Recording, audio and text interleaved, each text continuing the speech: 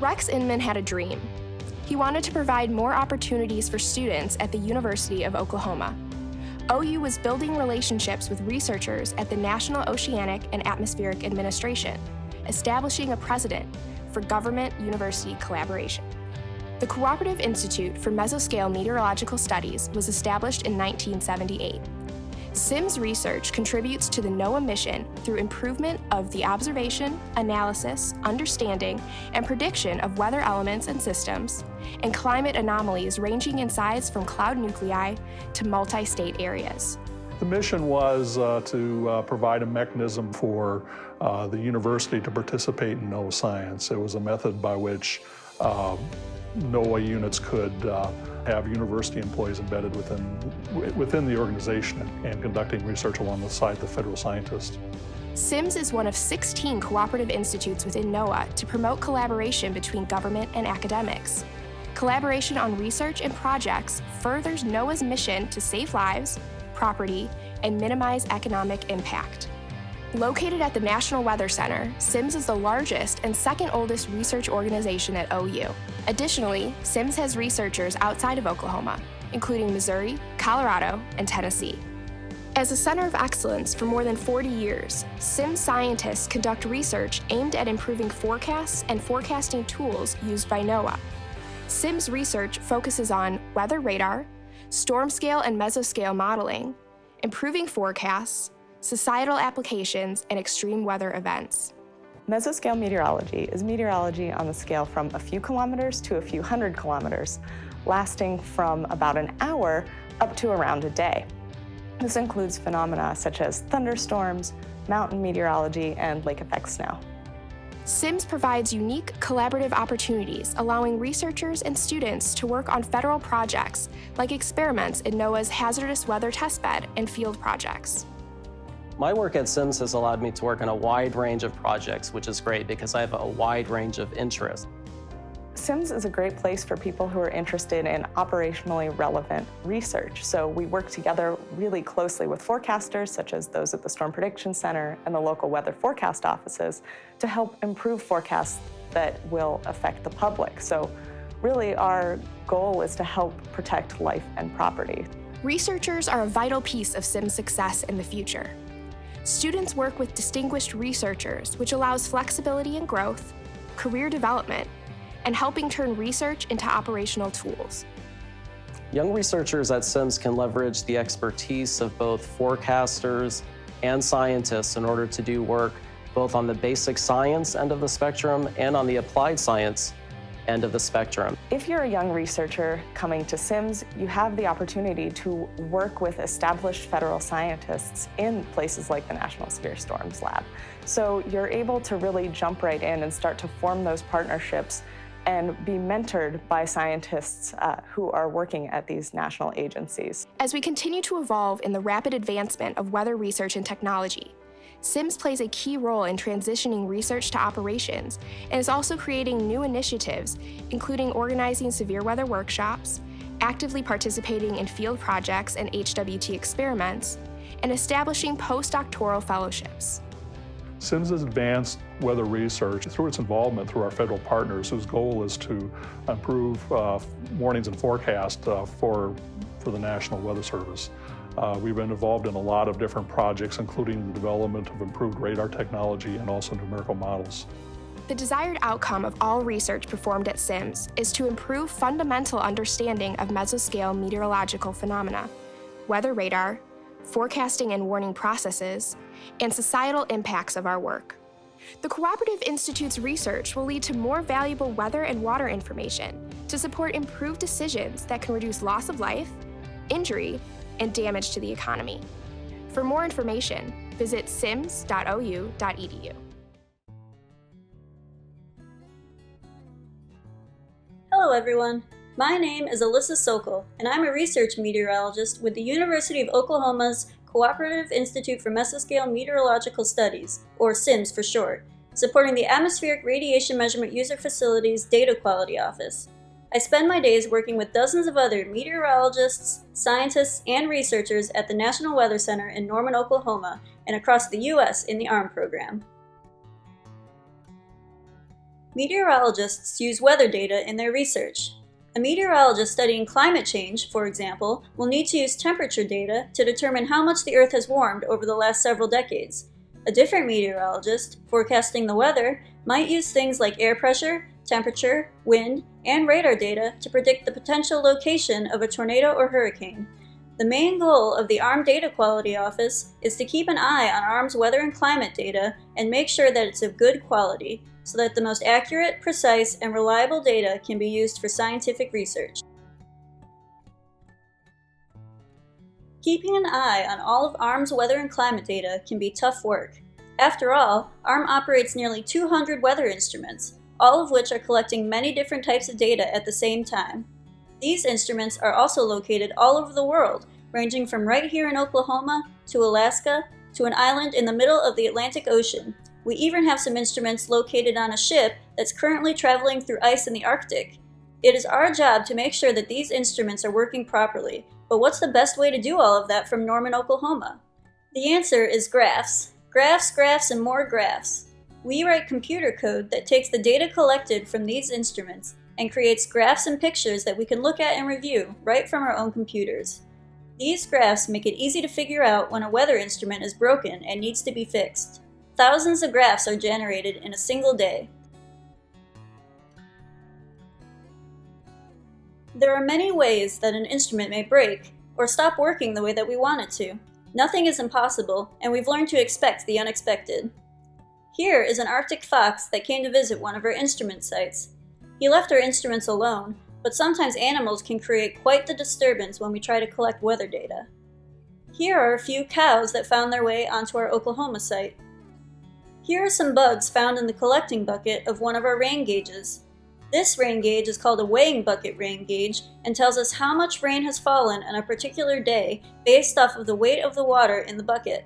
With this many bugs in the bucket, the rainfall amount that the rain gauge recorded on that day was incorrect. Sometimes you can find birds using our instruments as a mirror. The reflection here is from an instrument called the TSI, or Total Sky Imager. Its job is to take continuous pictures of the sky so that we can see how much of the sky is covered by clouds. In this case, the bird was blocking the view of the sky, so the TSI instrument could not function properly. We even occasionally run into polar bears. This picture was taken way up near the Arctic Ocean. Scientists there are using ARM's instruments to study global climate change. The polar bear shown here was interfering with and changing the position of one of the instruments. Can you spot it? Weather itself can also have an effect on our instruments. Here are some images of our weather instruments up in Alaska. If they get covered and clogged with snow and ice, they cannot function properly. Our instruments can also get struck by lightning. Notice the scorch marks on the instrument shown here, which measures things like temperature, wind speed, and relative humidity. After being struck, the instrument stopped recording data entirely and had to be replaced. Here is an example of what a suspicious graph might look like. The instrument that made the graph below is called a greenhouse gas monitor and measures the concentration of different gases in the atmosphere. In this case, large spikes in the concentration data were not typical and made us think that something interesting was going on. It turned out that the spikes were caused by a snowblower clearing snow. As the snowblower passed by, it left behind exhaust that the greenhouse gas monitor detected and registered as spikes in the data. These are just a few of the ways that weather data can be affected, from lightning strikes to polar bears and everything in between. That's why it's important for the ARM Data Quality Office to exist, so that scientists can be certain that the weather data they use in their research is accurate and reliable.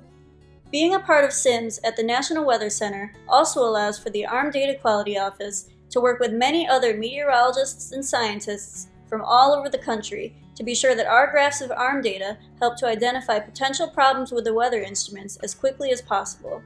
The work of the Data Quality Office is important in many aspects of the ARM user facility and meteorological data as a whole. Thanks for taking the time to learn about the ARM Data Quality Office, and please email me at ajsokol@ou.edu if you have any questions. Thank you. Hi, I'm Emily, and I work for CIMMS. I'm here to tell you a little bit about Dr. Temple Lee and Dr. Michael Boomben. They are research scientists with CIMMS. Their research supports the NOAA Air Resources Laboratory Atmospheric Turbulence and Diffusion Division They use instruments to take measurements of the atmosphere and better understand the processes occurring in the lowest mile of the atmosphere. This lowest mile of our atmosphere where we live is known as the atmospheric boundary layer. They use the knowledge gained from their work to improve the models used every day to create weather forecasts. Temple and Michael participate in field projects all over the United States. Their group deploys surface towers that are 30 feet high. These towers are outfitted with a variety of weather instruments to sample temperature, moisture, and wind, as well as exchanges of these quantities between the land and atmosphere. But information from these towers only provides about what is happening directly near the land surface. To understand what is happening higher up in the atmosphere, we launch weather balloons. Weather balloons can sample the atmosphere up to 10 miles above the ground. But remember, Temple and Michael are fascinated by what is happening in the lowest part of the atmosphere. This part of the atmosphere can be surprisingly difficult to measure because it is above the surface-based towers, but below where other tools like aircrafts and radars can measure. Although weather balloons go through this lowest layer of the atmosphere, they provide only a snapshot of the atmosphere.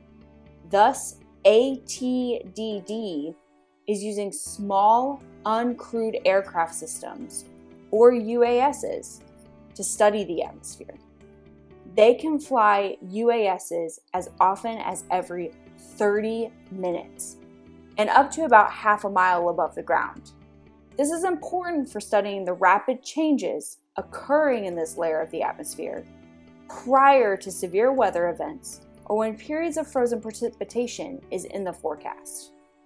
Since 2015, Temple and Michael have had UASs in field studies where they work closely with scientists and engineers from other NOAA laboratories and universities.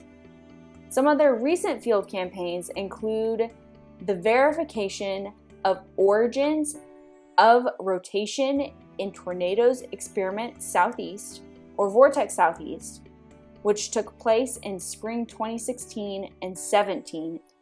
This project was focused on better understanding the environmental factors that can lead to severe weather development over the southeastern United States.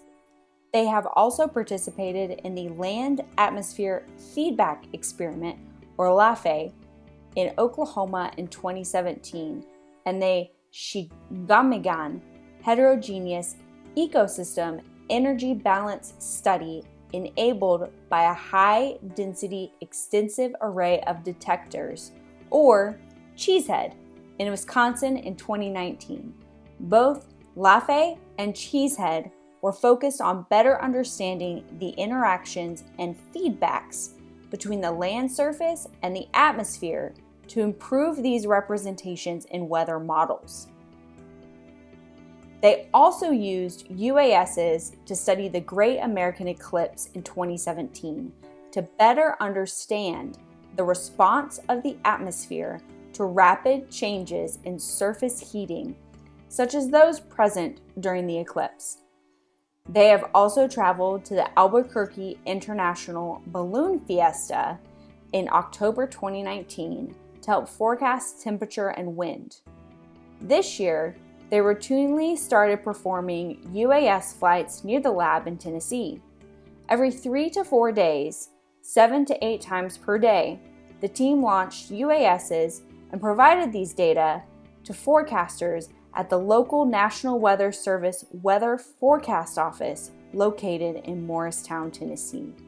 National Weather Service forecasters use this information to assist with their day-to-day forecast operations. Hi everyone, my name is Patrick Highland. I'm a research meteorologist with the University of Oklahoma's Cooperative Institute for Mesoscale Meteorological Studies, supporting the NOAA National Severe Storms Laboratory. On a daily basis, I get to work with some of the best and brightest in severe weather research in the world. I also get to work in a pretty amazing facility, and that's the National Weather Center on the University of Oklahoma's Norman campus. The NOAA National Severe Storms Laboratory serves the nation by working to improve lead time, accuracy, and effectiveness of forecasts, watches, and warnings of severe weather to save lives and reduce property damage. NSSL scientists are committed to their mission to understand severe weather and the challenges involved in accurate predictions. NSSL researches new ways to assist National Weather Service forecasters, federal, university, and private sector partners by employing behavioral science research and developing experimental forecast tools and methods. Our goal at NSSL and CIMMS is to help weather forecasters by developing tools and techniques that they can use to alert people about hazardous weather better and faster. We need to make sure that forecasters are on board with our ideas, so we have an innovative space in the National Weather Center called the NOAA Hazardous Weather Testbed. We invite forecasters, emergency managers, broadcast meteorologists, and other researchers to test what we've developed. What makes our space unique is that the HWT is flanked by a local NWS office and the NOAA NWS Storm Prediction Center, making collaboration easier. Updates to weather forecasts are also coming in a lot faster now too. NSSL and CIMMS are working on a project called the Warn-On Forecast System. It provides hazardous weather guidance up to 6 hours in advance. This experimental product helps fill the timing between watch and warnings. These rapidly updating forecasts are crucial to informing the public about tornadoes, hail, damaging winds, and flooding because the weather can change pretty rapidly. Weather forecasters do their jobs with the hope that the information they provide can help people stay safe. It's important that we can effectively communicate our information for everyone and make sure all parts of our society receive, understand, and act on that forecast. At CIMMS and NSSL, we have a behavioral insights unit that conducts social science research to achieve these goals and minimize the impact of hazardous weather on society. This research is conducted using public interviews, surveys, and experiments, but also working with forecasters, emergency managers, and broadcast meteorologists to evaluate the effectiveness of the messaging that goes out to the public from public safety officials. Forecasters need to have the right tools in order to track weather and alert the public about hazardous weather. They get data from lots of different sources, including weather radar and satellites. Combining multiple data sources, NSSL with CIMMS researchers developed the Multi-Radar Multi-Sensor project.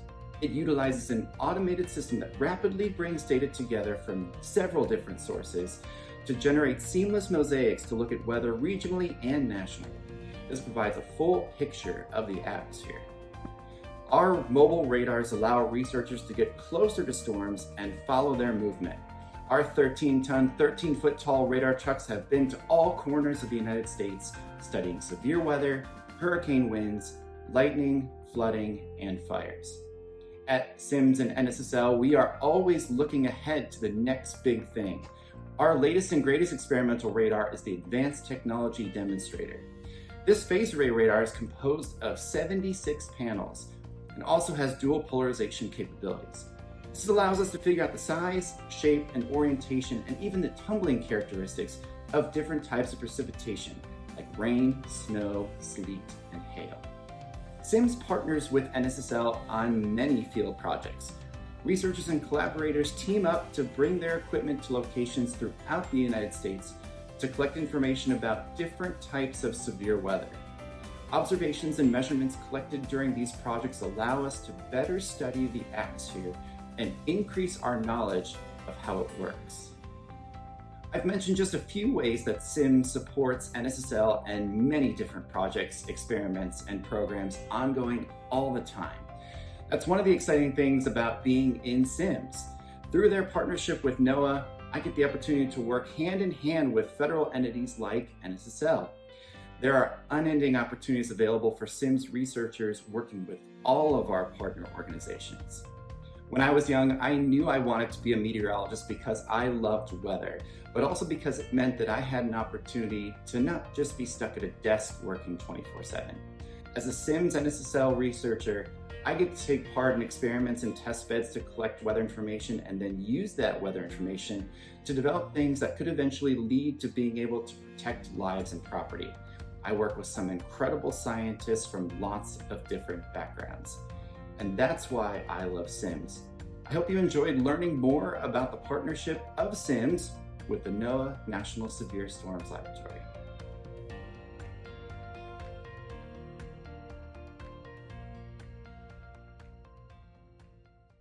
Every year for the past 20 years, meteorologists from around the world have come to the NOAA Hazardous Weather Test Bed in Norman, Oklahoma to participate in the spring forecasting experiment.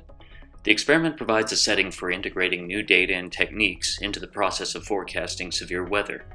Participants issue daily experimental severe weather outlooks for the United States, identifying places at risk for tornadoes, large hail, and damaging straight-line winds, and then they assess the results. CIMMS researchers develop cutting-edge tools used to produce and evaluate these outlooks, which serve as possible prototypes for future National Weather Service Storm Prediction Center forecast products. To appraise the risk of severe weather, forecasters analyze a lot of meteorological data. Data sources include visible cloud and water vapor images from satellites, radar reflectivity and Doppler wind speed measurements, and balloon sensors released into the atmosphere that give vertical profiles of wind, temperature, and humidity. Forecasters also use data from computer models, which calculate future weather conditions. No single weather model is going to be correct all of the time. To ensure that the full range of possible weather scenarios is considered, several different models are run simultaneously to generate what is known as an ensemble. The amount of agreement among the ensemble members and the intensity of the storms predicted by the ensemble help forecasters understand how much of a risk there is for dangerous weather and issue outlooks accordingly. This is an example tornado outlook taken from an outbreak day in spring 2020. The more contours surround a given location, the greater the risk of a tornado occurring near that location. The greatest risk for tornadoes on this day was here, inside this yellow contour over southeast Oklahoma and northeast Texas. There's also this shaded area showing an increased risk for strong tornadoes, EF2 or higher.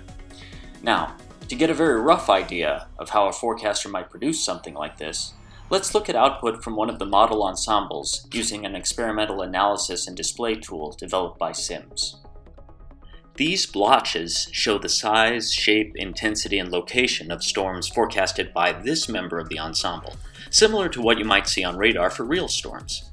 As we go forward in time, we can see this member forecasting storms starting around noon, with some of the storms becoming more severe in the late afternoon. Now here's the thing. Remember that this is just one member of the ensemble. If we scroll through the forecasts from the other members for this time of day, we can see a lot of them forecast intense storms in the area, but they're forecasting them at different intensities in different locations. It would be a nightmare to try to keep track of every single storm forecasted by every single ensemble member to get from this to this. Instead, we can use the tool developed by CIMMS to view this map, which shows every intense storm track from all of the ensemble members for that day, all grouped together. We can see where they're clustered together more, where a lot of the ensemble members forecasted intense storms, and where there might be a higher risk. It's still a bit of a mess though, so what we can do next is smooth it out, like this. Now this takes all of the ensemble member forecasts and puts them together to calculate the likelihood that an intense storm will come close to a given spot at some point during the day. Now a forecaster could just draw some tornado risk contours around these blobs like this and call it good. However, even if a storm happens nearby, it might not produce a tornado. A lot depends on what sort of environment the storm is in, what sort of ingredients it has to work with. Let's look at a couple of those ingredients. This is the ensemble forecast for instability. We see that the storms farther to the south will have more warm, moist, unstable air to power them. Some of the storms up to the north won't have so much to work with. So a forecaster might adjust the contours up there, something like this. On the other hand, if we switch over to the ensemble forecast for wind shear, we see that the storms to the north will have more shear to help them organize. So right in here, The ensemble shows a lot of intense storms happening in an environment with the right ingredients, a lot of unstable air and a lot of wind shear. So a forecaster might draw contours there showing a heightened risk of strong tornadoes, EF2 or higher, as well as a greater risk for tornadoes in general. So putting all these factors together, this is what the final outlook might look like. Bear in mind, we've just scratched the surface. For real severe weather outlooks, forecasters analyze a lot more data than what we've looked at to figure out not only how widespread storms will be, but also how intense the storms will get. Once they have that information, they also need to figure out the best way to convey it to the public. All of this needs to happen very quickly. To aid the Storm Prediction Center in its mission to get reliable severe weather outlooks to the public as efficiently and effectively as possible, tools like this one continue to be developed. That's one of the things we do at CIMMS. Hello, my name is Andy Wood, and I work with CIMMS. I want to answer some questions about the work my colleagues and I do with the NOAA National Weather Service's Warning Decision Training Division. The Warning Decision Training Division, or WDTD for short, is one of several training centers in the National Weather Service's Office of the Chief Learning Officer. WDTD delivers training on the science, technology, and other general skills National Weather Service forecasters need to know to issue severe thunderstorm, tornado, flash flood, and winter weather warnings. This training covers everything from the systems that collect weather data, like radars and satellites, to how forecasters interpret that weather data, to the specific actions needed to create and send out any warnings, advisories, or other products that are needed to alert and serve the public. WDTD's training audience is primarily National Weather Service forecasters. We provide in-person, virtual, and remote training options to assist in their professional development. However, many of these courses are also available online, so emergency managers, broadcast meteorologists, and others can learn about aspects of the warning process that impact their work. CIMMS researchers partner with WDTD in several ways. We conduct research on new ideas and tools that can help forecasters as they issue warnings. This work gets included in WDTD's training material. CIMMS researchers also develop and deliver training ourselves. The National Weather Service employs approximately 2,000 operational forecasters, and CIMMS developed lessons are taken by all of them at some point during their career. For example, in 2019 alone, almost 200 National Weather Service forecasters attended training put on by WDT instructors and CIMMS research associates here at the National Weather Center in Norman, Oklahoma. This training is always changing because the science is always changing. So I think in a very subtle way, it exposes everyone to the concept of change. But it also allows us to improve as scientists and to, I think, communicate more effectively because a lot of us will be using the same knowledge. The training, the theory, it all comes together, and the more training, the more practice, I think the more effective one becomes in a real-time environment. Besides training National Weather Service forecasters, CIMMS research associates collaborate with them, providing our expertise on scientific topics and technological tools.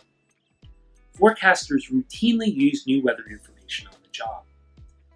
Our collaborations and training help forecasters become more knowledgeable about these information platforms and related programs, which in turn helps them to serve the public.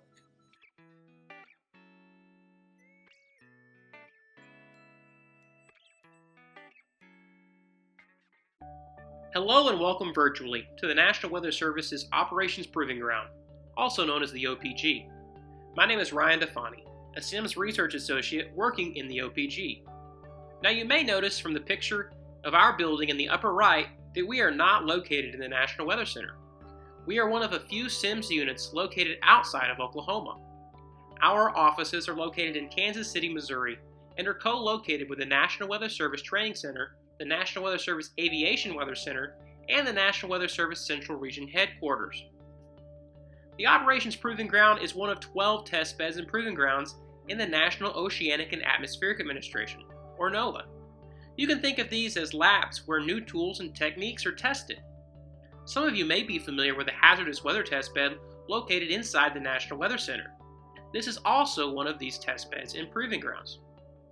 Specifically, the OPG is a voice for the local National Weather Service field offices and research that will direct the future of how National Weather Service meteorologists do their work.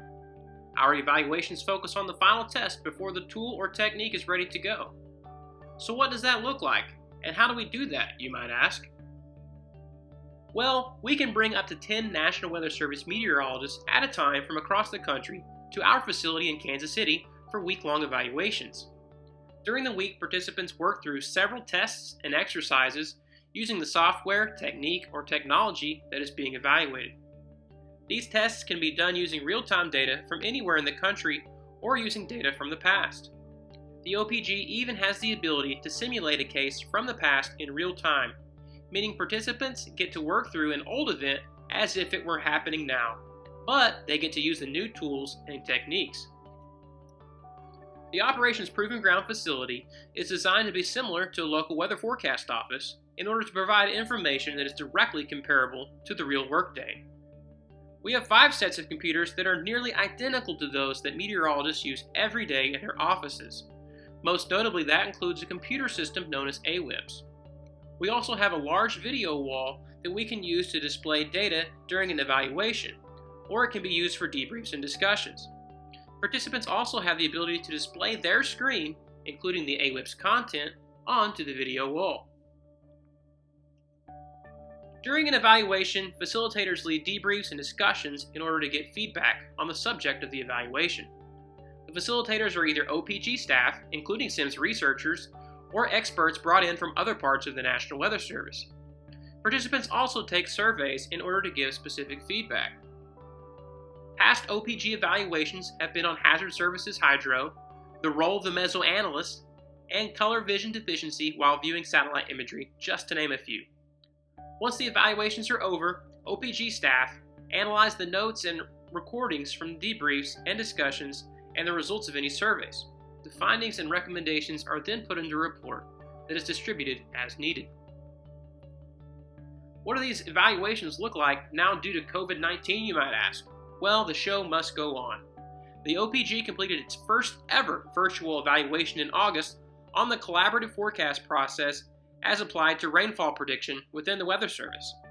The report is being written currently, and plans for the next virtual evaluation are already underway. CIMMS researchers are involved in practically every step of the evaluation process, from planning to gathering data to setting up the tools and instructions for the evaluations to reviewing and analyzing the data.